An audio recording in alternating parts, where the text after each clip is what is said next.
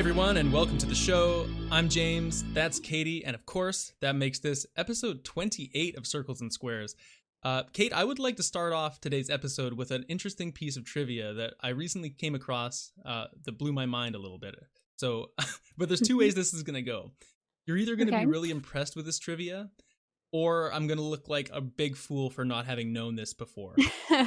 Wonderful. The stakes are high. Yeah, so let me lay it on you, okay? So do you remember,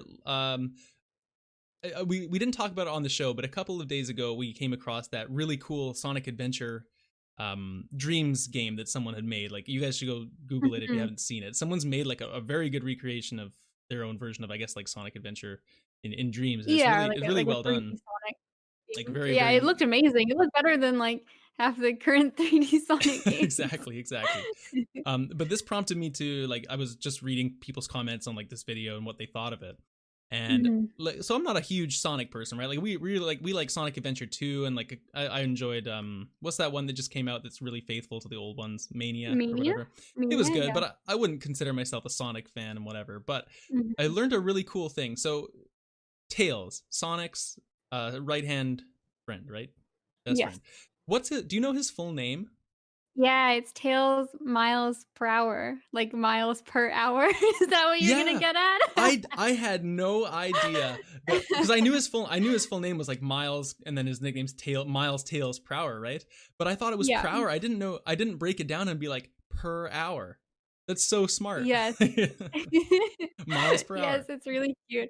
I don't know, like, yeah, it was definitely one of those things where like I knew about Tails for a very long time before I had, ever like come across his full name, or at least like been conscious of his full name. But yes, it's a very cute and little cheeky That's pun. like, oh man, yeah, like crazy. My mind was blown, and it's like I feel probably like an idiot for being the one guy not to realize that per hour is per hour, but that's me. Anyways, we're not here to talk about Sonic today. We have a pretty jam-packed show as usual, so we're going to be starting off talking about the games we have been playing. Then for the second part of the show, we have a news segment as usual, and to close out the show for the third part of our experience here today, we have a good discussion planned on PlayStation hiring ahead of mobile development and what mobile games could look like for PlayStation moving forward. So hope you look forward to that later on. Again, for anyone that's enjoying the content, thank you so much for supporting the show. If you want to leave us a review on iTunes or wherever you're listening, that's so much appreciated to help us grow our audience and reach more and more people every time we release some new episodes. So thank you very much again. And without further ado, Kate, why don't we talk a little bit about We Were Here Too? And just a little disclaimer before we get into it. We actually were lucky enough to receive some codes for this game from Total Mayhem Games. So thank you very much for providing those codes. And we just want to be transparent that we were lucky enough to be supplied with the codes for the game. So we're still going to be objective in what we have to say about it, and obviously unbiased and give our real opinions. But I think it's important just to state that off the top. That we did receive those. So this is the sequel, I guess, to a game we spoke about last time, which was We Were Here. It's the first person puzzle game, kind of like the escape room experience, but it's got some really cool multiplayer team-based puzzles you got to solve. So yeah, let's just I guess top level, Kate, what did you think of it? We had a really fun time playing it. I think overall we both agreed that our impression of the game is very positive. I think it in terms of gameplay, it was very similar to the first game. It felt more like a continuation than a sequel. But I think that's kind of almost exactly what I wanted, because the first game was quite short. It was mostly like a teaser. I think it maybe took us an hour to play. And it was lots of fun. And this was just felt like we picked up exactly where the first game left off.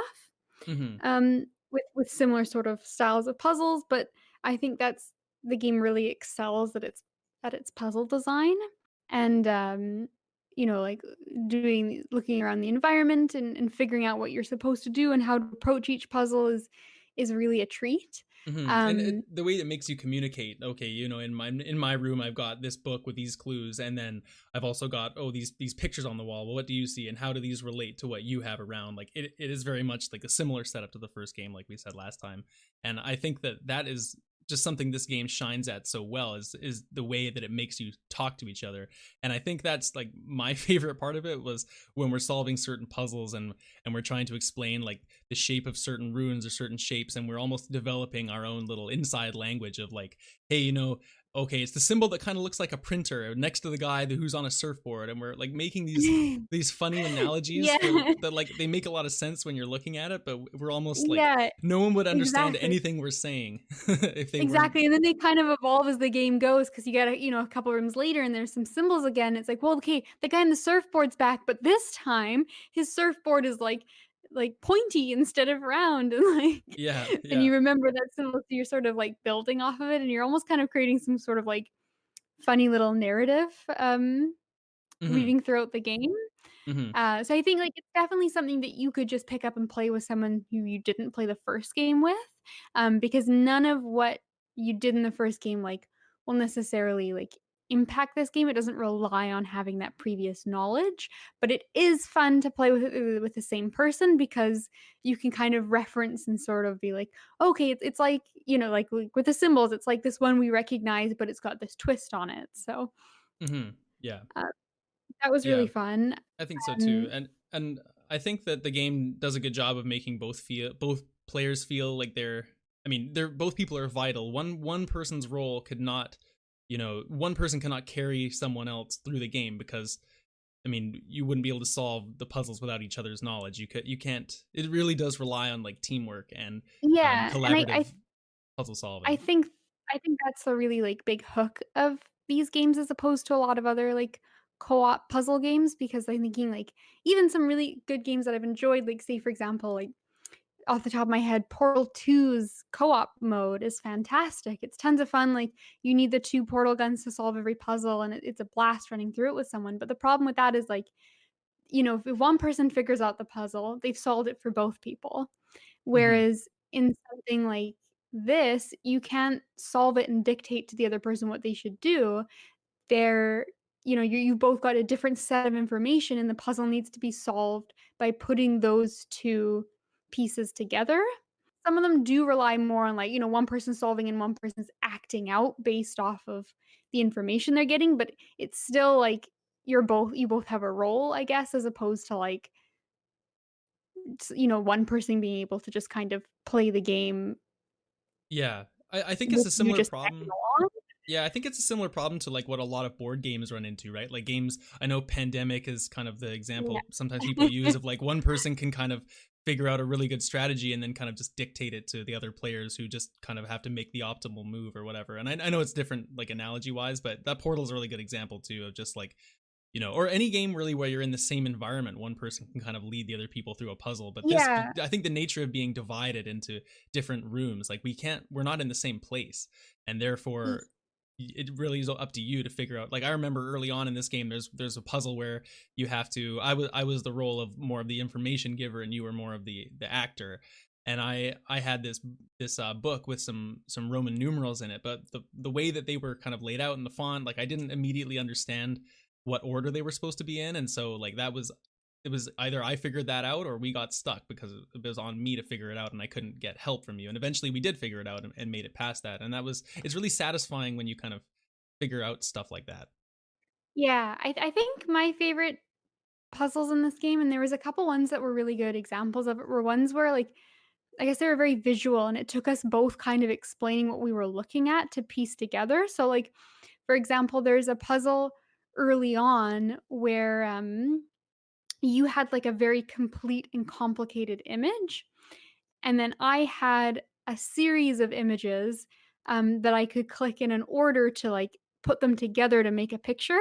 So, one of them was kinda like this cute little scorpion that you had, and he would have different things like, okay, like, you would be able to describe and I'd be able to describe what I'm looking at, so, like, I had to build mine to match yours, so we'd have questions like, "Okay, well, does your scorpion have, like, really pointy claws, or does he have, like, round claws?" And, like, we had to kinda get down to granular details because I had a lot of things that looked quite similar but had slight variations on them, Hmm. so you had to be very clear in describing what you were seeing, and I also had to be very clear in asking questions to, like, eliminate the wrong choices and narrow it down to, like, actually creating the image exactly the same as yours. And I think that's really fun because it's very like back and forth in terms of like getting the necessary bits because like you don't know exactly how granular or like what details you need to describe for me, and then I also don't know what the overall picture is, so like you need to kind of describe it in a general term and then I need to like ask questions to narrow things down, and so it's like very back and forth and like trying to give each other the most relevant information but not really knowing what the other person needs. Hmm. And I think those puzzles are my favorite because they felt like a little bit more like proper teamwork. And some of the other puzzles, like the Roman numeral ones, like I like them. They're fun. Like, you figure it out on your side and you give directions. That's also fun. But I think I just slightly like a little bit better those ones that are sort of a little bit more complicated Hmm. and a little bit more like it's very like 50-50 on how you Yeah. have to solve it. Well, I think some of them are designed more so like we're solving it together at the same time, where Mhm. some of the other puzzles, like that Roman numeral one, is like you're basically waiting for me to solve out my side, and then once I figure it out, then you act upon what I tell you. But we're not necessarily doing those things at the same time, which maybe is Yeah, like the exactly. weaker portion of those puzzles. But I mean, overall, I think we had a really fun experience, and we enjoy the gameplay a lot, and like the puzzles when you break down the gameplay itself is really enjoyable. Like we really ate it up in a way, but we got Mhm. to talk about some of the other things we encountered as well, because and I know you made a detailed list of this, so maybe you could maybe give people a bit of a picture. But we got to be uh clear when we say, like, as much fun as the game is, there was a lot of technical issues that we ran into while playing this, and we played the Steam version, so I don't know if it's different if you were to play on a different console. Or and to be fair too, we found a workaround by like using a different servers that ended up being more stable later on. But we ran into quite a few technical issues, so I don't know if maybe maybe you want to speak to that list a little bit. But Yeah, unfortunately, it was a little bit, prickly around the edges, and I think we ended up almost, like, troubleshooting as much as we ended up playing, which is unfortunate because, especially for something that relies so much on good connectivity with the person that you're playing with, being able to communicate effectively and to have the game keep your connection stable is very important. Like if one person like we had a lot of times where we would just disconnect and it didn't seem to be an issue with our internet as far as we could tell. It seemed like the game was just sort of not super stable on the at least the first couple servers we tried. And so, it would be kind of unfortunate you'd be halfway through a puzzle, one person would disconnect and it would boot you both out because you can't play on your own. And mhm. so, that kind of is like, "Oh, it's frustrating. We'll hop back in, and then you have to start the puzzle again from the beginning." So, it's a little bit of a bummer, and it's, um that happened a few times to us. It got better once, like you said, once we swapped over to a different server. I think originally we were picking the server that was closest to our actual region, and then we hopped over to a different one just to see if Just it to would be try better, and it basically. was. So, I think, maybe some are, like, have slightly more resources than others. So we had those issues a little bit. We had some issues in the menu as well, where some of our saves, and especially from when we took a break and came back on a later day, we weren't able to select the exact checkpoint that Hmm. we were at. So it actually ended up at one point from us having to replay the first maybe like I think it 20% of was the game. I think it was like, yeah, 3 or 4 puzzles probably, which I mean, when you Yeah, it know was. what you're doing, it doesn't take super long to go through the same stuff again because you kind of know the solutions. But it would have been nice definitely if it saved our checkpoints for sure. Yeah, exactly. That's just, like it should work, right? Like, Hmm. you should expect to be able to load your saves properly in any game, and so, that was something we got around it okay, but, these things kind of, like, compound a little bit as well, so, like, okay, now we're redoing it because our saves didn't work, but, okay, we've crashed again, so hang on, we're loading back in, Yeah, like, multiple times. yeah. Uh, And so we actually had one portion of the game that ended up being very funny, and we actually, like, I don't wanna say it necessarily enhanced our experience because, like, it's not a positive thing on the game, it's not intended to run this way, but it was just it ended up being so funny for us that, like, we were laughing about it and having a good joke, but we got to this one point where, we got quite stuck, and what had happened is a I think it was a room was opening for you, and I was running up this sort of staircase, and the staircase had these gates that would block me off, and I would have some information that I would have to give to you to solve a puzzle. So you'd have a door that would open, and you'd have to go in and solve the puzzle based off my clue, and once you did that, the gate would open, I'd be able to run a little bit further up the stairs, and then we'd be hit with another gate and another instruction. So, we kept getting there, and we'd do the first one no problem, and then I would be up my second instruction, and you were having trouble, you didn't know what to do with it, because the room that you'd solved in originally would no longer let you interact with it. There didn't seem to be any other rooms to go into, and we couldn't figure out, like, what are we supposed to do? I And, was really at a loss. Like there was nothing I could interact with. Like I really thought like, okay, I must be missing something or there must be something else. So I was kind of going around and I was in a room with a lot of doors, but I couldn't interact and open any more of them. And it was just this weird situation. yeah. We're like, "What are we doing wrong?" Like, we're like, "Okay, let's think about this." But the problem was as well that, this was one of the puzzles that had a time limit to it. So the stairs that I was climbing up were, like, slowly falling away. So we'd get stuck, and then we'd be trying to solve it, and then the stairs would fall out, I'd die, and we'd have to restart. So it kinda got to the point we played a few times, and, like, we're like, "You know what? We're gonna have to, like, hang our pride up. Let's just look it up, see what we're supposed to do." And it turns out that what's supposed to happen is once we solve the first puzzle, a second door is supposed to open. And with each one of these instructions I'm getting as I progress up the stairs, it's supposed to give you the information to solve the puzzle in each subsequent room. But because the door wasn't opening, we had no idea that you were supposed to move on to a different location. And so we were totally being misled into thinking that like we must just be getting the wrong solution. So after knowing that the doors were supposed to open, we're like, well, like, fuck, like, what are we gonna do? How are we gonna get these doors? Yeah, and it And just ended up like sometimes they would open and sometimes they wouldn't, and we had to do the puzzle a few times, and like just it had to line up with like a session where we didn't disconnect, which again got a lot better once we changed servers, so that was fine. And then eventually we just had to do it a couple of times because sometimes the doors just wouldn't open for me, which was not a great yeah, experience for that puzzle. it was totally random, and the funny thing about it was, like, for the first couple times we tried it, it was consistently always that one first door would open and then none of the other ones.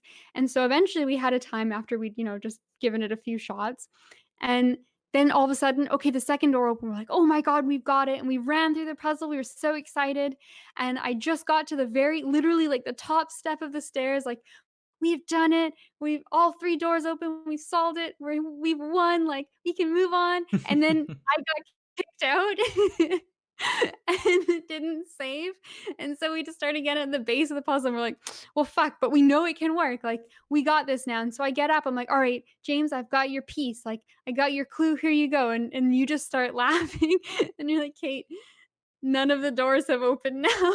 Like, we consistently always had at least the first one, and then the second we, like, got it to work once, now no doors would open, so, Yeah. we had a moment where we both just, like we were just laughing, we're like, "This is so funny." And then Well, it eventually transcended frustration, right? Like we had a good time with it despite these flaws because we were kind of in a good mindset to deal with some of these issues. But I definitely think that there's a lot of people that would get frustrated and shut it off. Yeah, exactly, and I wouldn't necessarily blame those people. Like, for us, it was funny because it was like, "Oh my god, you'll never guess what, like, this stupid door," and then it's also kind of funny it was also funny for me because, like, I just had to walk up this staircase, like, my thing was really quick, and for you, like, going through the doors took more time, so there'd be this, like, suspense of me sitting there waiting, like, "Is it gonna work? Is it gonna work?" And, like, Yeah. it ended up it was fine, we got past it, and I will say, like, the second half of the game, I think, ran a lot smoother for us. Yeah, well, that's Uh, about the time we changed servers because we were just trying everything possible to get past that one puzzle. And once we did, we got past it and we had a great time. And I'm like I said at the top, like I think we're both positive on this game. Like it was a good experience, and I think we're both going to look back on it fondly. But because we had only because we are putting through the lens of like we accepted the issues and we dealt with them because they were definitely present at least for us.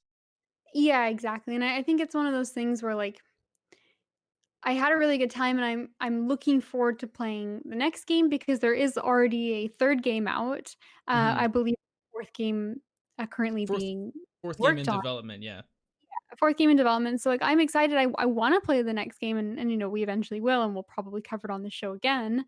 Um, but I because of how there are technical issues, it's hard to maybe kind of Yeah. I mean, recommend someone buy the 2nd game. Like, I 100% would recommend it based just off of gameplay, but at the same time, like, you know, like, if we hadn't gotten lucky and had those door puzzle work for us, I think we agreed we both would've, you know, we would've just given up and said, "Well, you know, that's as far as we can make it."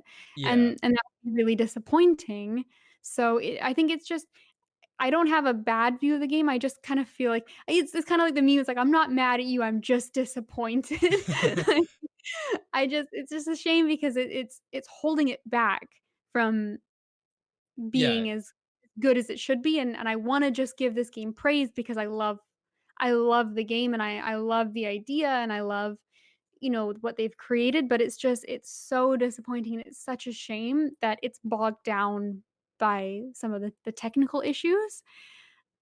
And at least like with our experience, like I said, with the Steam version. So I guess it's Mhm. like a if you like you said, like it's not that I wouldn't recommend it. It's just that if you're gonna play it and you're gonna have a good time, but just know you're gonna have to maybe troubleshoot a few issues. At least if you don't play on the US East server. So maybe we'll leave it at Do that. not pick But do not pick US West. yeah. But Um, anyway, yeah. I mean, looking forward to but playing the third one, like you said, and yeah, looking forward to playing the 3rd one, but with the caveat of, like, you know, I hope that they kind of were able to put a little more of their time and resources into making sure that it was maybe play tested a little bit more, and some of those kinks are ironed out. mhm. Because I think it's just it's such a it's a waste of potential if, you know, people are unable to play the game based off of some of the technical issues. Yeah. Yeah. Why don't we move along? Tell me about Oddworld Soulstorm. Of course, this was your PlayStation Plus game for the month. I played Days Gone. I'll talk about that afterwards. But I'm so curious to hear what you thought about Oddworld because this game has been baffling us for months. So, it has been, and I'm gonna be honest, I'm still a little bit baffled by it. Oddworld is indeed an odd game, um, but it did impress me. I will say I think I've come out with it with a positive opinion of the game, with the caveat that I don't wanna play it, and that's okay. Not every game needs to be for everyone, and I think this is kind of a niche thing that, you know, will appeal to just a certain type of person who likes a certain type of game, and I think that's kind of, I guess, what I expected going into it, knowing that this is sort of like a really highly acclaimed series, and yet it's also, like, sort of like a weird fringe thing that I've never met anyone who's ever played them, but I know that they always get good reviews, so it's one of those things. But yeah, so I booted it up the other day, and I was impressed off the bat. The opening cinematic was really good. There's some really good voice acting, specifically, like, that one guy, he's like, "I'm going as fast as I can, Toby." He's this, like, weird southern guy, like, driving a train, and he was really funny, and, it's kind of got, like, a quirky sort of humor to it. It reminds me a lot of, like, the old, like, Crash Bandicoot and, like, that style Hmm. of game. Hmm.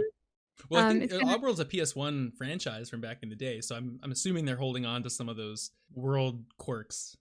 I Yeah, guess. exactly. The era of, like, you know, those kinda games, it really did, like, immediately imprint that on me, so I think that's kinda nice. Yeah, the opening sentiment was good. The game is actually, like, surprisingly pretty, and they did a really cool thing with the game, like, a gameplay transition. Like, you were in a cutscene, then all of a sudden you were playing, and, like, it was really polished, which I appreciated. And so I guess I'll get into it a little bit. It's like, I guess the game's described as a 2D platformer, but I feel like it's more of a slow-paced puzzle game than anything. Like, there is some light platforming and you have to make jumps or swing across gaps, like that kind of stuff. But the majority of the time, I feel like you are going quite slowly. Um, and, like, solving a way to clear a path. So, for example, a lot of the gameplay boils down to, like, there's enemies patrolling and you need to find a way to sneak past their like line of sight cones or distract them, and there's a lot of item usage, so it'll be things like kind of puzzle solving, like how are you going to take out the enemies? Like you can throw like a tripwire that they can walk over, or you can use flammable oil to like spread a fire that already exists to like burn something down, and then you have water to like put out fires so you can go through it, and there's a lot of like your tools being different items that you have, and then like solving how you're gonna get past either obstacles or enemies based on how you can kind of interact with the level layout. Hmm. So it's kind of simple in those short terms, then it gets a little bit more complicated later when obviously you build up different kinds of items you have, and like the enemies are maybe in a little bit more of like a complex arrangement, and then also later on you get the inclusion, which is I think like the series staple of like you have the other I don't know what the characters are called. I'm sure they have a name, but I didn't quite learn it. So your little odd The boys. I call them odd Odd boys, but I Boys. don't think I that's like right. it. The Odd Boys. But you have like odd boys, and so you the goal of each level like is to get to the end of the level, but also like you're encouraged to try to save as many as you can. So they follow you and they're not very bright. So you need to lead your odd boys safely through the level. I'm So just on Wikipedia here. They're called Mudokons. it was really close. You were really close. I I was like Odd really Boys more personally. I like odd boys more as well. So you lead them, and I kind of like that idea of like degrees of success. So like, if you're really stuck on a level and it's been very challenging, you make it to the end, but you only have one out of your 10 odd boys left, then you can just continue on. Or, people who maybe want to be a little bit more of a perfectionist, they, can retry it and get all 10 of their odd boys to the end. So there's a lot of like trial and error kind of gameplay, I would say. Hmm. Um, and then there's also, like, a lot of, like, hidden secrets, like, oh, there's, like, a bunch of collectibles you can find in the level, so not only are you making it through, but also, you found this little hidden area and you found all the gems in the level or whatever, so it's got a lot of, like, completionist aspects to it. So for me, I'm not a huge completionist, and I found it a little bit, I think, slow paced. And I don't mean that to be as a negative on the game itself, but just for me personally, I found that there was a lot of kind of downtime in terms of like waiting for guards to walk in a specific pattern and get to a certain place where they're looking one way so that I can sneak by. And I found that like I generally like puzzle games, but I don't know, the trial and error and the slow pacing of it kind of just didn't really grip me. And I think also the setting just it didn't stand out, and so I think it's good, and I think it's, like, the kinda thing where some people are gonna get really into it and be, like, captivated by, like, the problem-solving aspect of it, and then other people are just gonna think that, like, "Oh, it's kinda boring." And I think it Yeah. caters to what it wants to do, and I think it succeeds at that, but I also think it's just not something that is great to just casually sit and, crack out a level or 2. It's definitely not like a game for the masses. It's a game for the people that are really into that specific kind of experience. Exactly, and I think that that's totally fine, and a lot of games benefit from being a little bit more, um, More what's the word focused. for more focused, yeah, exactly. So yeah, that's kind of my experience. I don't specifically think I'll play more of it, but I will say I might actually, like, check the ending because I was surprised by being kind of interested in the story, which was the aspect of the game I thought I would care about the least. Yeah, I didn't Uh, even know it had much of a plot. yeah.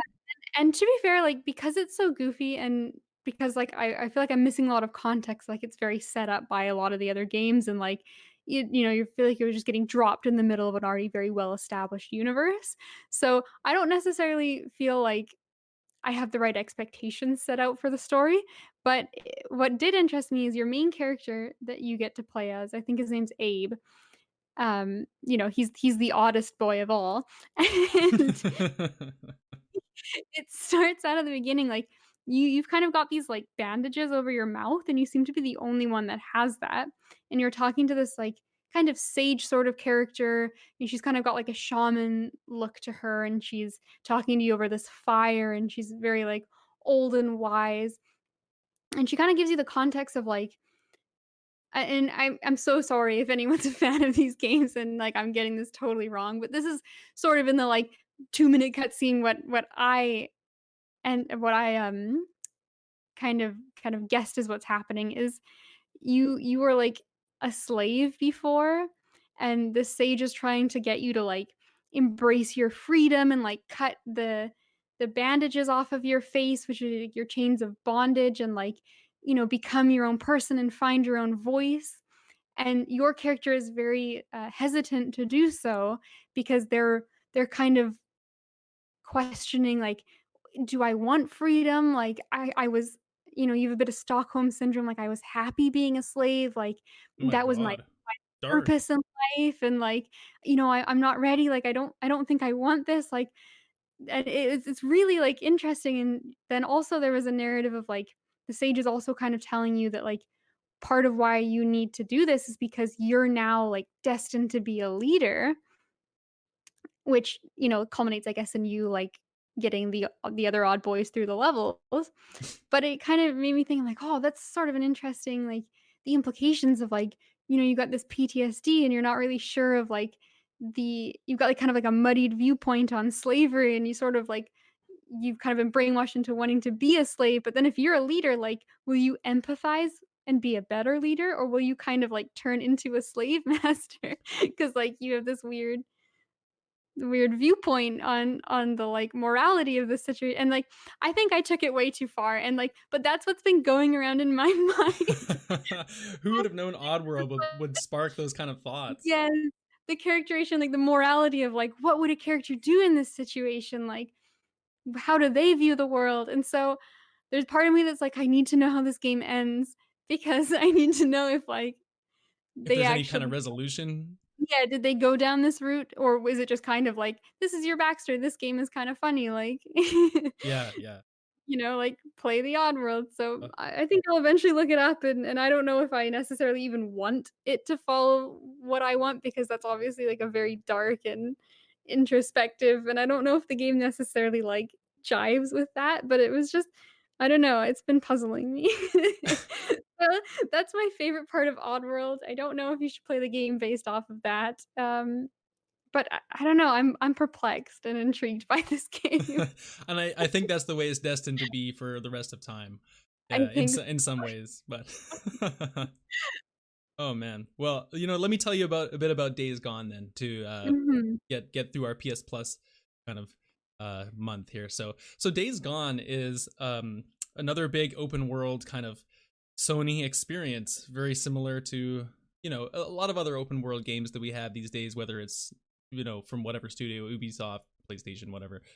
So this is Sony Bend, and this game I think gets a bit of a bad rap as far as like in the PlayStation pantheon of games that they have right now, kind of in the current sphere. This is kind of the one that's maybe a bit forgotten about or left kind of to the wayside in certain ways, even though I think people generally still like it. It's just not kind of revered in the same way as like Horizon or God of War or some of the other titles Right. that we have. So Right, um it's genuinely well regarded, but, like, it's kind of in the shadow a little bit of, like, the God of War, The Last of Us or something. exactly, yeah. And so I kind of went in with some tempered expectations just for that reason. And I'm not usually a big open world person. I mean, I played Tsushima a while ago, and that's very much an outlier. Like I loved Tsushima. It's moving up my Mhm. list of like favorite games I've played, and that's very much different for me. I'm not usually an open world person, and I think this game, similar to what you thought about Oddworld, is definitely a game where I can sit and say like, I think this is a really good experience actually, and it's just maybe not for me. So I don't think I'm going to continue to play a whole bunch, but it's more so just Mhm. it's not my thing, not that it's a bad game in any way. um I mean, so you're Deacon St. John. You are a biker gang guy, and you are living through a zombie apocalypse, and that's kind of the setting you're given. And you know, it's the kind of thing where it's like it should click with me a lot more. Like I have a weird personal interest, like I was saying last time when we picked the games, and like the culture of biker gangs, and like just kind of the inner workings of these kind of subcultures. Like Right, maybe it's which just is hilarious because you're the least likely person to ever join well, a biker yeah. gang. I know, but I mean, I studied this kind of thing in school a little bit, and like Right. I enjoy kind of. Yeah, and it is genuinely interesting. The same kind of thing where, like, everybody loves to sit down and watch a murder documentary. It's so fascinating, but, like, we don't Mm-hmm. necessarily wanna be a murderer, hopefully, Yeah, so yeah. And so hopefully, yeah. So in this game, it's kind of like I'm sure the story probably goes places that when you get further in, that maybe explain some of these things a bit more. But I think the one of the first things that stuck out to me is like they're trying to tell this story about Deacon, and they introduce his wife very early on, and they get separated, and there's some kind of things that happen, and basically you're on this journey to there's a few different subplots and stories. Like there's one with your good friend Boozer, and then there's your wife, and there's a couple other. Boozer? Yeah, Boozer is your friend's name. He's awesome, actually. He's a pretty cool guy. Does he, Um he makes me he okay, Boozer immediately makes me think of, like, Badger from, oh yeah, yeah. Not is the he like same, but that? yeah, Like but a big, strong badger instead of, like, nerdy, like, dumb little badger, like, the same guy, but he's, like, ripped. okay, yeah. I mean, he is ripped, so maybe you're not Yeah. wrong, but I guess like what I'm trying to say about the story is like they I feel like they could have done a little bit more world building off the start, as like showing me a bit about his Deacon's relationship with his wife, because you're kind of just like, this is your wife, you get separated because of this reason that I won't spoil here, because I'm sure a lot of people haven't played Days Gone, but it's almost like now I'm on this mission to kind of the overarching story. I think like of all the storylines, like the one with your wife is the main story, like reconnecting with her. But Mhm. I don't know, I would have liked to see more of their relationship. Like I don't want to get too far into it, but The Last of Us like establishes relationships really early on, and then kind of it gives you a reason to think why Joel might be doing certain things. Whereas this game is kind of just like you're told about this, but you're not really shown. And I know like as you go on, there's kind of flashbacks that happen. I think I've heard people talking about this before, but you have to get there to see these things rather than kind of having it built up for you Right. first. So, like, the original hook isn't maybe as strong as it could have been because you don't already have, like, a a relationship with these characters as much as, like, you would have liked? Right, exactly, yeah. And so, I mean, I don't want to get too caught up in the story because I haven't honestly played enough of like the mainline Mhm. missions to really talk about it, but just something I noticed. And a lot of people, I think, bag on the voice acting and the writing of this game as well. And I can totally see where they're coming from. Like Deacon is not the best performance. Like he's okay. Like I don't think it's a bad performance. Like it doesn't take me out of the game, but I think that he definitely is a bit monotone and whatnot. Although I actually will disagree with a lot of people. I think he's actually written pretty well. Like he's got this kind of dry kind of sarcasm, which is really realistic. And one of the things I think this game actually stands out really well is like it's one of those tropes in games where the character kind of talks to themselves and they're like, oh, Yeah, I got to get more ammo, like it's or. like what we were talking about with Remnant a Mhm, couple mhm. episodes ago, and, like, you'd be fighting, and it'd be, like, a really tense, like and the world is quite dark and, like, dystopian and oppressive, and then your character would be like, "Woohoo, we got him!" And, like, Yeah, yeah, it was just exactly. really, like it broke It the takes you immersion out, quite right? a bit. Yeah. Yeah, and this game actually I think is one of the best examples I can think of as far as like what they make the character of Deacon say to himself. Because I mean everyone talks to themselves, right? Like Mhm. you'll mutter under your breath like, oh, where are my keys? Like what the fuck? Like where did I put these? And that's exactly what Deacon's like. Like you'll Mhm. be out, get off your bike, you'll kill a couple zombies and then do some scavenging or whatever, and then Deacon's running and he'll just say to himself like, oh, like where the fuck's my bike, like what the fuck, like like it's really human, like the things he has to say to himself, so I really Yeah. appreciate it in that way. um but so moving on just a little bit, what I wasn't expecting about this game is the emphasis on stealth. I definitely was a little bit surprised, like pleasantly, Okay. about this game, and like there's stealth only missions that you have to do, like sneaking around kind of listening to Huh. people. And stealth is a legit option in a lot of fights. Like you can kind of mark where enemies are, and you can sneak around and like take them out from stealth, like without even really being seen. And you have a crossbow that kind of doesn't make noise, and so there's a lot of more of like stealth than I Hmm. anticipated, because this game was marketed like one of the big selling points during all the trailers was like, hey, there's these huge hordes of zombies, like hundreds and hundreds at a time, and you're kind of, you have to run from them sometimes, and you have these big kind of mass fights with the zombies. And so I kind of went into it thinking this is going to be more of an action focused experience, and it definitely can be that, and it is that during a lot of those kind of big mass zombie horde fights, which are pretty cool set pieces. but what I wasn't expecting is more so like when you run into a camp of humans or like a place where there's maybe fewer zombies around, it becomes a lot less about action and a lot more about, okay, how am I going to sneak around and maybe take these guys out without Hmm. getting engaged in combat? Because one thing this game also is that kind of goes in tandem with the stealth is that it's a lot more of a survival game than I thought too. Like I don't know, maybe I'm kind of where I'm at or how I'm playing it, but my ammo is a lot more limited than what I thought it was going to be.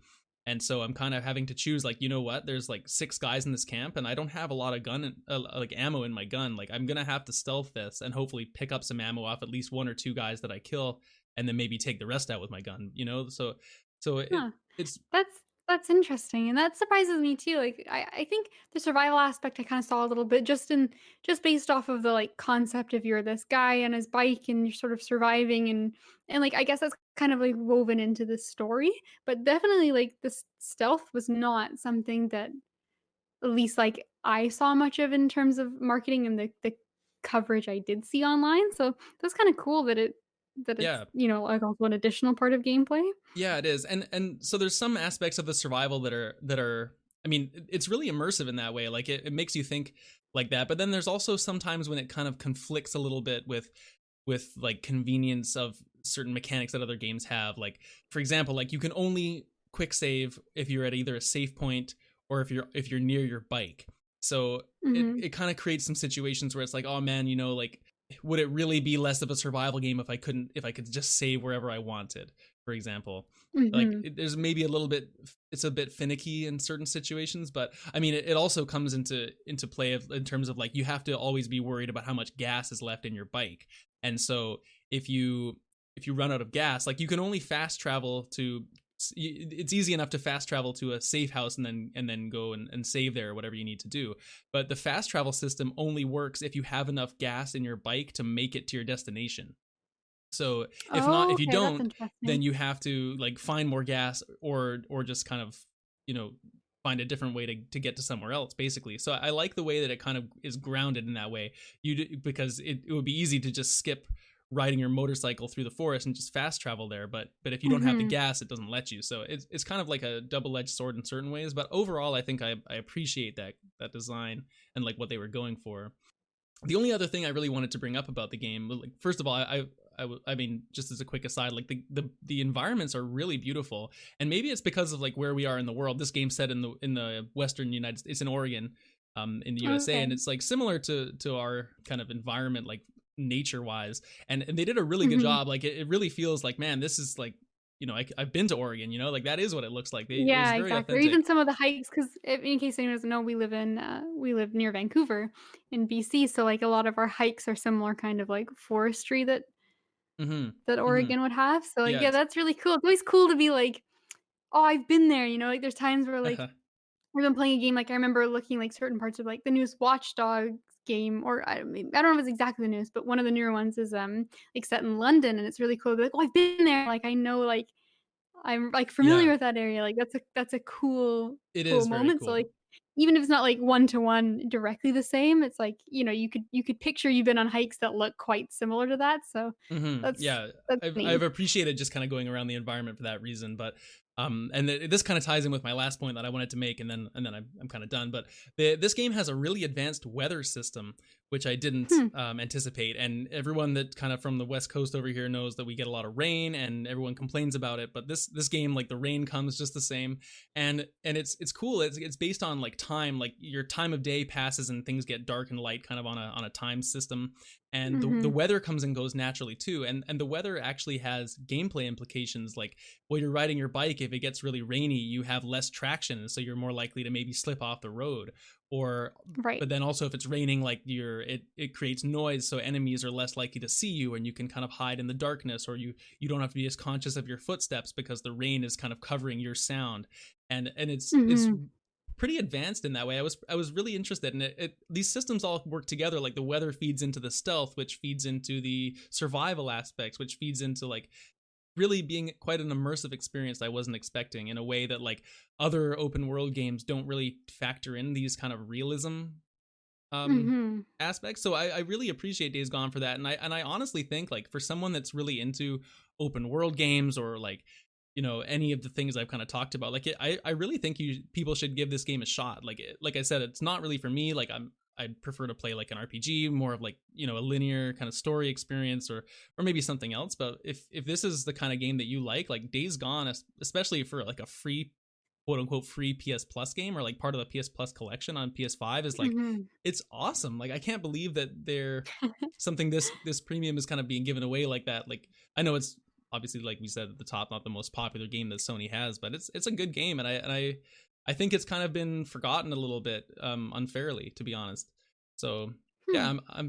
I liked it. And the other cool thing, my last point, the DualSense, I always like to point out when it's used in cool ways, Yes. as we know.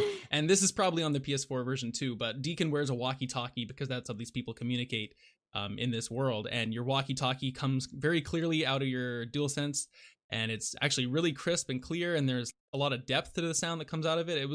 It sounds awesome. So that was a cool little experience too. But That's awesome. yeah, I'm really glad to hear it. Like, they've just been, like, knocking PS Plus out of the park these last few months, they so really have. we'll And keep our yeah, fingers crossed that next month follows suit, but I think so far we've just been very lucky. yeah. Well, we will see. In any case, Kate, this has been a great discussion, a long discussion about these games we've been playing. So let's take a quick break, and we'll be back right afterwards to talk about the news.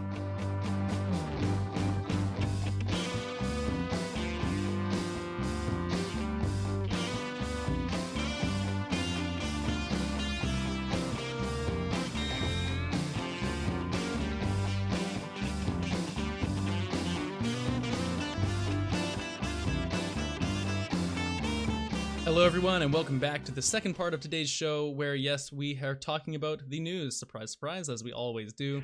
And our first story, Kate, is that E3 is back. To some people's surprise, a lot of people are like thought E3 was kind of dead in the water, and was replaced kind of by all these online showcases and whatnot over last summer, and everything changing because of COVID and all that.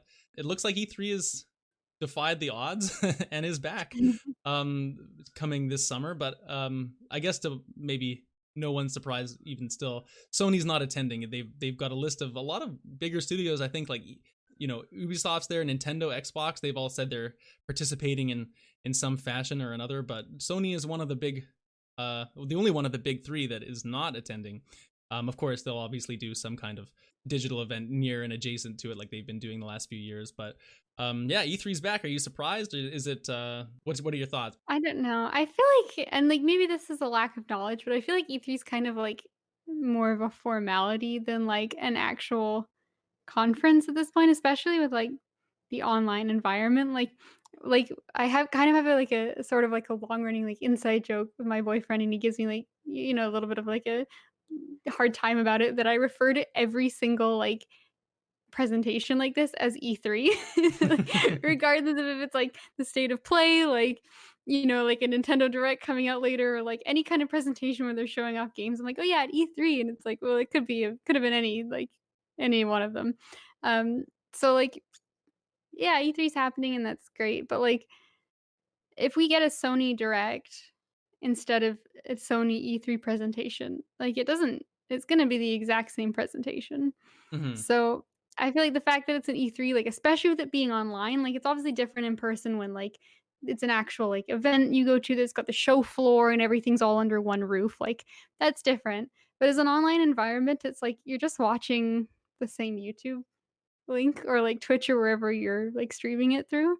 So, Yeah, yeah. I kind of, like, am surprised, I guess, more that things would go to E3, because it seems just easier to have your own event, and, like, you put it out in the same sort of, like, time, like, the same week or whatever, like, a similar kind of time slot to E3, because, like, that's, like, when everyone's looking for game news, it's very relevant, and, like, it is kind of competitive in a way too, so, like, regardless of whether it's at E3 or if it's just everyone, handing in their own presentations, it feels the same as a viewer, I guess.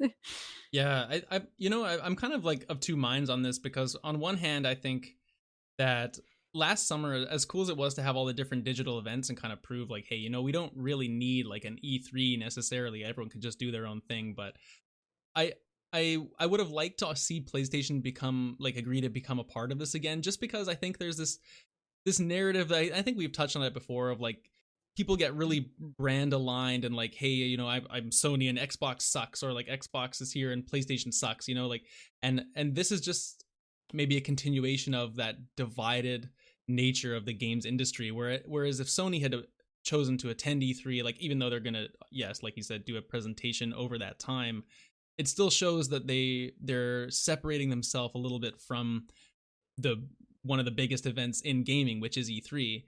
And Right. and Whereas it at would have E3, been a everyone else nice is show of coming solidarity together. of, yeah, it would have been a nice show of solidarity in terms of saying like, hey, you know what, you know, we all have our own brand, like we're PlayStation, you guys are our competitors, but you know what, at the end of the day, we're all here to celebrate our love for games and like, you know, show the best we have to offer in this medium. And it would be nice to see a bit of collaboration, I think, in terms of like being part of that community instead of Sony has this weird thing where I feel like they kind of place themselves on this pedestal and like they have this, we're kind of the best, and you know, everyone else is kind of below us a little bit, and I think this kind of just reinforces that kind of aura that they have of like being the one major, like Nintendo and Xbox both committing to showing at least something at E3, whatever that ends up being. Like, you know, we'll have to wait and see, but I don't know, it's the optics of it don't really sit Yeah, super well with me. that that's fair, and I kind of I agree with your sentiment. I like the idea of like, being a little more unified, a little bit less divided.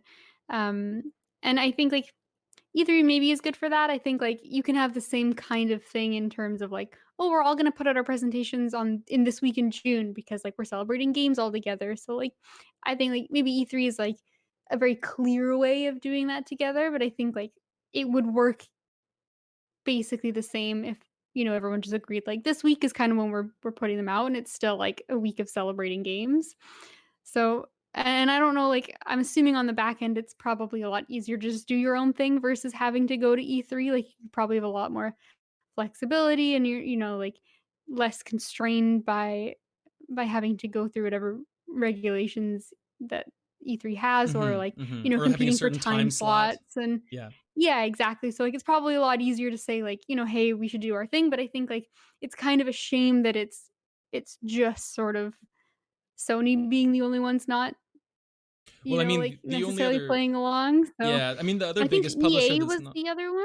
that's what I was Was gonna EA say the other is big like, one? Yeah. yeah, it's the other big one, and I mean, people love to hate EA, right? And it's like, oh, the only other big publisher, quote unquote, that's not attending is Sony. Like that's, you know, maybe you'd rather be aligned more with the other side of what the other companies are doing. But I mean, it's kind of a moot point though, because the average person that's not listening to this podcast, that's not kind of more in tune with the industry, is not really even going to know that PlayStation's not part of E3 because they'll have their presentation like the day after. The E3 is what, from the 12th to the 15th of June. So if Sony did their presentation on the 16th, then the average person will probably just think like, oh, you know, it's the week of games news, you know, and they wouldn't even know that maybe it's not part of E3. But I mean, Yeah, to, exactly, and to, like, someone viewing, like, what does it really matter? It doesn't, but, like, yeah.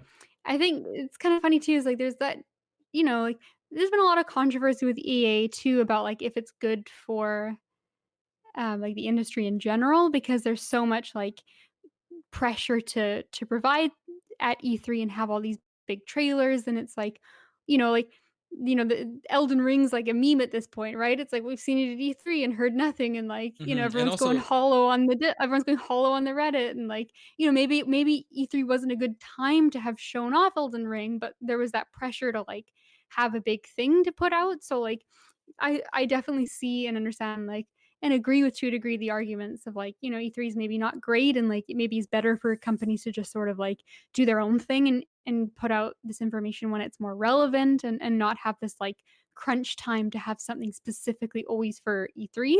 But mhm, then as a consumer and like the sort of like counter side to that argument is like, yeah, but it's really exciting when E3 time rolls around. it is like it. And like a lot more people tune in, and so, like, because it's an event, they have a bit wider of an audience, and so it's good for the industry in that way, and so, like, there's kind of that controversy about, E3 in general, so Yeah, I I don't mean, you know. can I dissect it, don't but it depends on on the lens you look at it through, I guess. And at the end of the day, like I'm glad E3 is back. I'm glad that there's more of Mhm. a focused time for people to show their games, because I found like last summer there was just event after event. Like it seemed like the whole summer there was an event at least every week from some company, if not more than Mhm. one. There's the Guerrilla Collective, there was the IGN Summer of Gaming, there was, you know, whatever else there was tons of presentations. And Mhm. at a certain point it was almost like, I remember we were talking about them as they came, and I with a few other friends as well, and like at the start, and we were like, wow, this is great, like we're watching this event and this. And then Yeah. by the end of the summer it's just kind of like I didn't even tune into some of these because they just went on and on. Like Yeah, you they got just burnt fatigued. And out. so having this like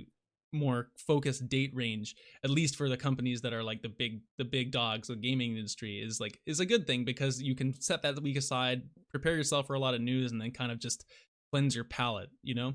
So I'm really Yeah. happy about it in that way. That's true. I think last time is just the events. I think the problem was the events themselves a lot last time. It'd be a lot of like, it's 3 hours an event, but like, there's half an hour of actually showing stuff off, and a lot of like filler stuff Hmm. was in Hmm. a lot of these events. And so like, yeah, the high profile E3 is usually, because it's condensed at the specific time, like they really had to like pack in like all the best stuff. I think my favorite thing is like how Nintendo Direct does it, where they're just like every couple months they're like, we have a decent amount of news we want to share.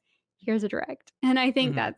that's lovely. I think that's kind of ideal sort of situation. But then, I still want to have my cake and eat it too, and have that, that holiday come June that I Yeah, look yeah. forward to every year, that I get a big inundation of cool game trailers. So Yeah.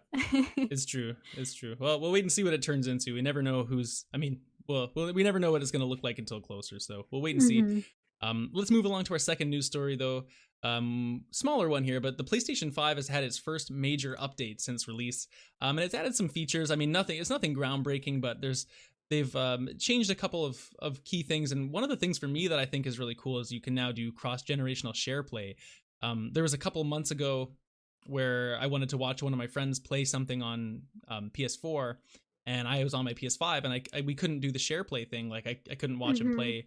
It was actually Divinity, Oh, okay, your nice. favorite there, but I wasn't able. I Oh, had to kind I'm of so like sad for you now. I know. Well, I mean, it was fine. I was able to, like, Yeah. go set up my PS4 again, and whatever, and watch that way. But just, it's like that little bit of convenience that probably should have been there from the start, but now it is. Yeah. And they've changed around like some of the friends and party menus, so it's a little easier to scroll through and find what you're looking for. And there's a couple of accessibility features, like the screen zoom is back. You can magnify in on certain part of the Mhm. screen, that's awesome to see for people that use that function. And I mean, I think they made some changes to the PlayStation app. Nothing too crazy, but it's about time, I guess, we got some of these updates, and I hope we get more frequent updates to kind of get the system, exactly where we want it to be. In terms of like the switcher is the other thing they've changed too, which is, I think, that stupid little I never use it personally, but now it kind of shows like your most recently played program, so you can maybe use it to actually switch a bit faster rather than tabbing all the way back to your home menu. Who knows if Right. we'll really use it, but maybe it'll be a little Yeah. inconvenient, or a little Yeah, convenience those, like, boost. having multiple windows and stuff open is, like, it's cool. I've never once used it, and I don't see myself using it because, like, I just sit down and I play my game, and I'm done playing my game or watching YouTube, and that's it. But, like, I could see it being kinda cool for people who, like, compared to, like, I spend a lot of time on more social games on the computer, so it's like, well, I've got, like, a couple tabs open, and, like, like, having that kind of an equivalent is nice. So, Hmm. I think these are Hmm. all just, like, yeah, nice quality of life features that, like, certain people won't ever know that they've existed, because or that they've changed because you don't use them, but if you do use them, it's a little bit more convenient, or you've got some more options, so that's good.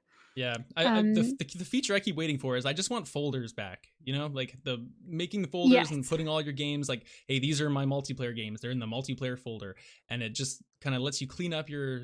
I don't even know. They call it the cross media bar still. I'm not sure, but they let you clean up your system and organize it a little bit more, like you would on your phone, right? And it seems like that's what I'm. It's weird that I like. Why am I so hell bent about wanting that? But I do want it, and it's just Yeah, it like. was just nice to figure out you can organize exactly how you want it. I think one of the things they said here was, like, you the ability to, like, hide stuff from view.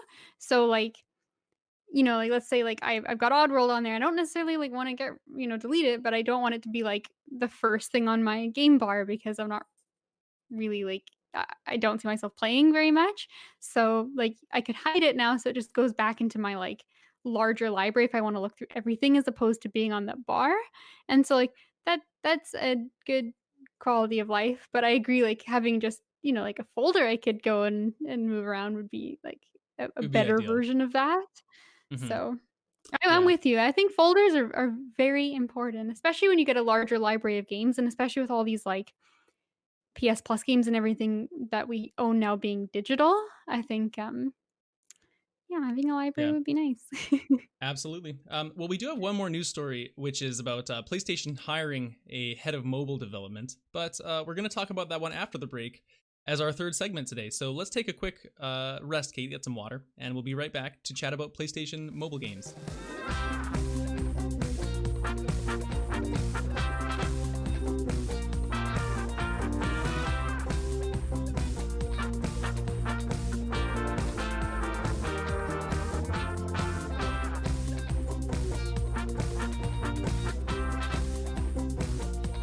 Hello, everyone, and welcome back for the third and final part of the show, where we have an interesting discussion today about Sony making some PlayStation mobile games. And this is going to be funny because I did not realize, and I know you probably didn't either, that they already have like quite a few mobile games. So a little bit of a backstory. This is another news story here. Actually, I'm reading from Eurogamer here. Just a bit of the article. I think it's a good jumping off point to our discussion. But Sony is I'll read the first little excerpt. Sony is plotting a big push into mobile gaming with the biggest PlayStation games key to the effort. A job advertisement for head of mobile PlayStation Studios reveals plans for a successful candidate to, quote, focus on successfully adapting PlayStation's most popular franchises for mobile. You will be responsible for scaling a team of mobile leaders to, blah, blah, blah, make mobile games for PlayStation. So, this is an interesting thought because we've seen Nintendo do some mobile games over the last few years, and I think a lot of them are not really what people are looking for in terms of like Mario on a phone or Fire Emblem on a phone, and they're more so money makers than they are like critically acclaimed. Like that Mario Kart game they have for Nintendo is just not it. I love Mario Kart, but come on, not good. But But I mean, but it's an hey, interesting. like, but hey, you guys all own phones, right? Do Yeah. you remember that guy? No. Oh, that was like it was I wanna I'm it's Blizzard for sure, I'm pretty sure, but I can't remember what game it was, like, I think it might have been Diablo or something, and they had that, like, press conference where, like, it had been leaked ahead of time that there was gonna be, like, Diablo news. There was, like, some big, like, franchise like that, and everyone was super excited, and the guy, like, went up there, and it turned out to be a mobile game, and, like, the reaction was just horrible. Oh yeah, yeah. Everyone was upset, and the guy was, like, trying to salvage it and didn't, like so what he said, he's like, "But hey, but you guys all own phones, right?" Like, that was his response, like, "Why are you upset? You own a phone, you can play it," and, like, it went, like, viral, and it was so, like, that was the worst thing you could have said, like, it was terrible. Yeah. I mean, I think that there is a space for successful mobile games to exist. Like we played Erica back on the podcast and we both Mhm, really enjoyed that in terms of like I guess it's not really a mobile game as much as it's got some mobile integration, how you can control it. But I mean, mhm. inherently being a mobile game doesn't make something bad. Like Fortnite runs on mobile, PUBG runs on mobile. They're both very successful and people like them. And you can like Bluetooth controllers onto your phone now. So it doesn't necessarily have to be some like cheap cash grab type of games, but I mean it's still not something that would really interest the average like it's a different audience than like people who are buying a PS5 for the most part, I Y think. yes. 100%, and I think that's the thing that, like, companies need to keep in mind, and, like, going back to that, that presentation, like, it was, like, a huge thing at one of their big conferences, and I'm so sorry if it's not Blizzard, but I'm pretty in my mind, I remember it as being Blizzard, and I think that there's just sort of, like, a disconnect of, like, knowing what they're marketing and to whom, like, the people that went to that conference were expecting, like, the next big game in, like, a franchise that they love, and were known for having, like, more complicated, polished, like, long-term games either on PC or on console, and so their expectations were not for a mobile spin-off, and so they were really disappointed because that's what the product ended up being, and I think, like, there is a place for mobile gaming, like, obviously, like, it's, the easiest way to make money in the industry, like, mobile gaming is massive. There's, a time and a place and an audience for it, but it isn't just a guaranteed, like, one-to-one the same, and, like, you need to market it as, like, "Okay, we have, like, a mobile game. This is its intention, this is what it's gonna be." You can't market as in, like, "Oh, there's a new Diablo game, like, is everyone excited? Oh, it's on mobile." Like, Yeah, right, like, right. that shouldn't just be, like, the little afterthought or, like, the little, like, "Did you read the fine print? It's actually a mobile game." Mhm, mhm. So, you Yeah. need to know what your audience is and to market that appropriately. Yeah. So, just reading a bit further into this article, Sony already has a mobile publishing label called PlayStation Mobile Incorporated. Of course, they make the PlayStation app and the Remote Play app, which are not really what we're talking about here because those aren't really games. But I actually didn't know that Sony has an Endless Runner, Run Sackboy Run, and a top-down puzzle game called Uncharted Fortune Hunter, or an AR app called God of War Mimir's Vision. I had no idea, especially, I think I've maybe heard of Run Sackboy Run like offhandedly and forgotten about it, but the other two I had no idea. And it's just kind of like bizarre to me how we can be people. I'm assuming you haven't heard of them either. No, Who this is like an follow this? absolute, like We follow this like yeah. we do a podcast on PlayStation. How are we not? Are we like Right? not? Why are we so dumb? Like it really doesn't make any sense, and um that we wouldn't have heard of that. But I mean, it kind of makes sense they're wanting to expand further into mobile. Like they've been expanding onto PC and putting Horizon and Days Gone and games onto PC. So I mean, it kind of makes logical sense they want to move on to a mobile space. I'm just hoping they do it in a way where they kind of respect the integrity of their IP and like some of Sony's properties like The Last of Us, God of War, like Horizon. These are some of the most critically loved games that we have right now as an industry, and I would hate to see them maybe like on one hand try and make money off those brands by attaching them to some less than kind of mobile experiences, and then Right, it or to things cheapen like that franchise overall. Like, oh, The Last of Us is great, but you remember how they tried to nickel and dime you for microtransactions on that mobile game? Like, I don't know if that would be a good look. yeah, exactly, like, that doesn't go well, like, Uncharted is the one that's like, okay, it's like treasure maybe you get up, like, Bejeweled, but it's Uncharted skinned and, like, you're collecting the treasure, like, it's kinda silly, like, stuff like that, it's like, it doesn't like, if it exists and, like, it's, like, not just completely shameless, then I guess it doesn't necessarily hurt, but at the same time, like, yeah, it is kind of a little bit like, it'd be a shame to see like, "Oh, Kratos is here," but, like, would you like to give him his axe? It costs $5 in the loot box. Like, oh. Also, the funniest thing, and we should when we put out the tweet for this episode, we should, like, include this picture because it's so funny. I don't know if you've got the article open, but I'm looking at it in the background, and there's, like, a picture of Uncharted Fortune Hunter, Hmm. and, like, Drake has, like, a ridiculously long neck, and, like, I'm the looking way at it that too. they've drawn him Yeah, is so weirdly proportioned, yeah, and it and, was like, funny. I Like, hope that doesn't speak to the quality of the game because, like, oh my god, it's so funny. well, it's clearly going for that like Fortnite kind of graphic aesthetic, right? Yes, And I think that's where a but, lot of these like, things kind of go. that neck is just, like, I can't stop looking, it's, like, Right. so uncanny. Yeah, and it's also like the broadness of his shoulders too. Like his Yeah, shoulders are so wide. and, like, the neck is equally as thick as his entire head, which, like, I don't think that's the case for most people. This is great audio only content. Hey, um, Yeah, we'll tweet the picture and you guys need to go find it, but, like, it is not a good look, like, Drake's known for being a pretty handsome guy, but, like, that's not flying in Fortune Hunter. oh man. Okay, well let's shift some gears here. Like we Yeah. kind of discussed the nuts and bolts of this, but let's kind of make a discussion here. Like what kind of, if we have to assign like what kind of mobile games we'd be looking for from PlayStation. Like what are some ideas? Like I had a couple good ones. Let me just throw them out here. What do you think of these? I actually wrote down an Mhm. Uncharted Endless Runner. Like that just makes so much sense. It exists, so I mean, I guess I won't suggest that. But I have a good one here. So this, Okay. those like bubble popping games where you have your little thing at the Mhm. bottom and you have like green Yeah. orbs or red orbs or whatever, and you're trying to shoot them up at the top. Well, I thought this would be pretty cool if you were throwing the Leviathan axe from God of War up towards the bubbles, and maybe you had like Uh-huh. different runes or different like elements you could put on it that would take out different kinds of bubbles. And Mimir could be like the fun host of the game where he's like giving you Mhm. the instructions You'd in the be very good tutorial. at Like it. I think that would be I mean, I can see it working. Mhm. It's cute. I'm gonna tell you right now, I'm not playing it, but it's very cute. Well, I mean, What would get me to play it maybe is if Mimir had more if Kratos told a story, because I as much as I love Mimir's stories, the couple times that Kratos attempts to tell a story is, like, the best part of God of War. So okay. that would draw me in. Yeah, I also have written down Mario Run, but it's just Astrobot. Could be called Okay. Astrobot Run. Yeah. Okay, we're gonna Could just be good. shamelessly off. I like And it. and then my more serious suggestion, which maybe you I actually think I would play this one if it was done right.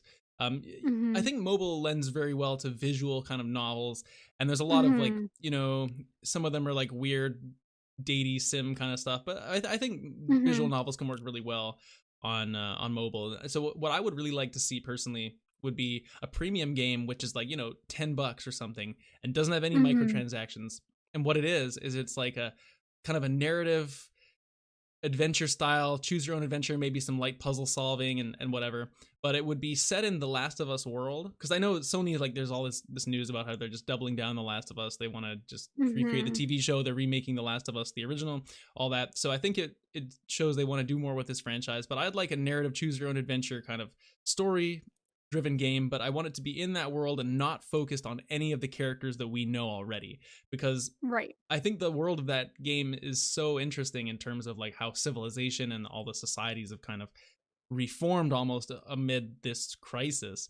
And I would love to see more of that world, not through the lens of Joel or Ellie, but through, you know, random people from even like a different country or something. Like, why does it doesn't have to be in America? Like, what are they doing in Japan right now, or like in whatever country you want to pick? Tell me a separate Mhm. story, like in that universe, through a different style of game. Mhm. I think that is absolutely fantastic. Like, that is the kind of thing that I would actually purchase. Like, when I approach this, because we kind of said before we're gonna talk about this and kind of, think it made me think, like, what kind of game would I actually buy? And I think, like, the games like the run games, classic, the, like, the Jewel kind of stuff, those are, like, your staple mobile games, and, like, people will play them and they'll do fine. I personally won't. Like, I'm not a big phone gamer, Mm-hmm. especially now when I'm not commuting. But even when I Yeah, was yeah. commuting, like, to school or to work, like, at one point, I had a commute on the SkyTrain, which is ooh, it's our fancy subway. And, like, um, I would have, like, at least an hour one way or the other, and I would oh, don't scratch the couch, cat. I'm sorry. Smart enough, kitty. Um, come on, kitty. But anyway, I had a commute and it was about an hour, and I would, like, bring my book, I'd read, sometimes I'd even play my Switch, like, I'd listen to podcasts, and never once did I ever play a phone game. Like, they just don't it just didn't appeal to me. Um, but I could see myself buying and playing through what you just described, like something set in The Last of Us that was, story driven, and something that was a little bit more engaging and kind of tied into something I was already interested in. So my idea was I kind of like said the same, wrote down the same thing. I didn't, I like your detail better, but I was thinking like also because a lot of Sony games are very like story driven, a lot of world building, something like The Last of Us, or even like Midgar and God of War, or even like Days Gone seems like a really neat world. And so I think having kind of like additional stories within those worlds would be great, and they can Mm-hmm. kind of like build on, and I'm sure there's a lot of things that, like, they had to cut from those games because they just don't have time to tell every story that they've conceived. And so I like that, but I do like the caveat you've pointed out of it not being Joel or Ellie, because I think people would feel like they were missing out if it was set from the same character's perspective. So I feel like if it was, say, Joel or Ellie, or like, it was Kratos, or a character that we're very familiar with, and there was a $10 mobile game that came out, you'd feel obligated to buy it, because it's like, well, is it like connected to the main story? Like, is it gonna show up in the next in, like, God of War Yeah, is 2, this like, canon? Ragnarok, like, is this canon? Exactly, like, is it gonna like, am I gonna miss a reference if I haven't played it? And so, like, at least in the strange way that my mind works, I would feel, anxious about missing something and feeling like I had to buy this game in order Mm-hmm. to enjoy or get the most out of the next main series entry, and I don't think that that's, like, a good road to go down, but I like the idea of it just being an additional, like, yeah, Last of Us, but like, it's just some person in, in a different place, and there's some person in Italy, and like what's going on over there. And I think that's really cool because it's just like supplementary and additional,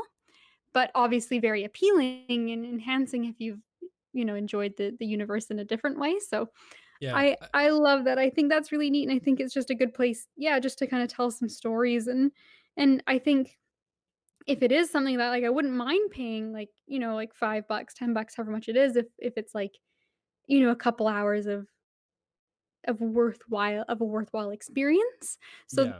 that appeals to me. Like, I'm not gonna play Bejeweled on my phone. It doesn't matter, like, it could be like Sekiro Bejeweled. I'm not playing it. Yeah. I think But, that what it comes down to is like we would both easily prefer like a premium paid experience rather yeah. than a free to play microtransaction. Like, I mean, it's funny because I've barely met any people that like those type of games, and yet they're so popular. Like, it's almost like Nickelback, Mhm. right? Like people love to hate Nickelback, but they make a Yeah. lot of money, and like they're always on the radio. Like, Yeah. people They're obviously selling out like their them, concerts, so you know? somebody's going. Yeah. So I mean, Mhm. I hope that they don't go that route. My confidence would be kind of low because it just seems like that's the norm, you know. But we Well, can. and, like, it's hard to say from a business standpoint not to do that, right? Like, Mhm. it's very clear that, like, effort per, like, what you're gonna get out of it, like, it's a very easy way to make a lot of money, and, like, as a company, I could see why that would be very appealing, but obviously as a fan, like, and you have an attachment to these series, you don't really wanna see them kind of just, like, Like, like, thrown on the shelf and, like, not, I don't wanna say disrespected because, like, it's like fictional characters, but, like, you don't wanna see them put in, like, compromising positions where they're like, "Oh, please buy this, like, time boost, otherwise your crops won't grow for 3 hours." Like, like, yeah, that's not a good look. I know what you mean. I know what you mean, and I don't know. We'll have to wait and see, I guess, on like what they do. Yeah, I think they I said there's did like a have 3 to 5 hour time frame for like when they're going to be releasing these. So hopefully they're putting some time and resources. But yeah, sorry to cut and you off there. I did have one other idea because I can't ever come to these sort of, like, what would we like to see segments without having prepared something really, like, dumb and bullshit. And so I wanna give you my dumb bullshit Okay, idea. I'm excited. It's Pokemon Go, but instead it's Bug Snacks Go, and Man, I would call it Bug Snacks Takeout. that's amazing. And you go outside and it's just VR Bug Snacks, and you're, like, having a walk, and all of a sudden you hear "Bunger, bunger, bunger," and you, like, look down on your phone and he's, like, on the sidewalk. That's amazing. And I want it to exist so badly. Just the name Bug Snacks Takeout is so perfect. Bug Snacks Takeout. Yeah, I was so proud of myself when I wrote that down. I, like, literally, it's, like, on my notes, and there's, like, a little smiley face beside it, like, "Good work." Good work, Balrog. Good work, For anyone Balrog. that's seen the old Street Fighter The cartoon Street there. Fighter movies, yes. Kate, you know what? Let's close out our discussion here with this. Mhm. I have a Okay. challenge for you, and we're gonna do this Okay. and report on it next episode. Okay. One of us is gonna play Run Sackboy Run. One of us is gonna play Uncharted Fortune Hunter, even if it's for like 2 minutes, and we're gonna add Okay. that to part of our what we've been playing for next episode, just to see what these games are like, right? Considering we've never really like even heard of them until right now. Right. Um, I also wanna say, like, I like they're picking those 2 because Mimar's Vision seems like the only one that's actually, like, appealing. Because, like, I just looked it up, I'd never heard of it, but it's, like, it's just the Midgarden map, and you, like, click on it, and he tells you stuff about locations, mhm, so, like, mhm. I like that, but let's not play that one, that's boring, Yeah. we're gonna play the So other 2. so I'll let you pick. Which would you like to play? The Endless Runner, Run Sackboy Run, or would you like to play the top-down puzzle adventure Uncharted Drake's Fortune, where Nathan Drake's neck is way longer than it should be? Now, I think objectively, I think Sackboy is gonna be the more fun game, but I'm so intrigued by just how long Nathan Drake's neck can be in game that I'm gonna play Fortune Hunter. Sweet. Okay. I will This is good. report on the exact length, that the neck the neck will reach. Okay, this is good. I will play Run Sackboy Run, and we'll talk about those next time on the show. And what I will say is, if you want to play those games and let us know your opinions on them, you should definitely do that and email us at circlesandsquarespod@gmail.com, where usually we ask you to, we usually answer a listener mail question at this part of the show. And because we're running a bit long and because we've had, I think, some really quality discussions on this episode, we're actually going to skip the listener mail just for this episode. But usually this is where we would do that. So any game-related questions you have, anything you want us to talk about, you want to pick our brains, it could be PlayStation, it could be any other video game, just send your questions in to us, guys. circlesandsquarespod@gmail.com. All the links are below wherever you're listening to this, whether it's YouTube or podcasts. It's all down there, so just, get in touch. It'd be great. We love answering your questions. We love hearing what people have asked us, and we've had some really good chats based on like questions we've had on previous episodes. So please do that and support the show that way too. So I think that's going to do us for this episode, though, Kate. I'm really much looking forward to playing these excellent PlayStation mobile games in the future. I guess we will end it there, and we'll see you guys again in 2 weeks' time on episode 29. The intro and outro music for Circles and Squares was produced by friend of the show, Matthew Chan. Interlude music is from Scott Gratton of the Free Music Archive. Our channel art was created by @unreasonable on Twitter, and our brother Alex is the designer of the Circles and Squares logo. Thank you all for listening and supporting the show.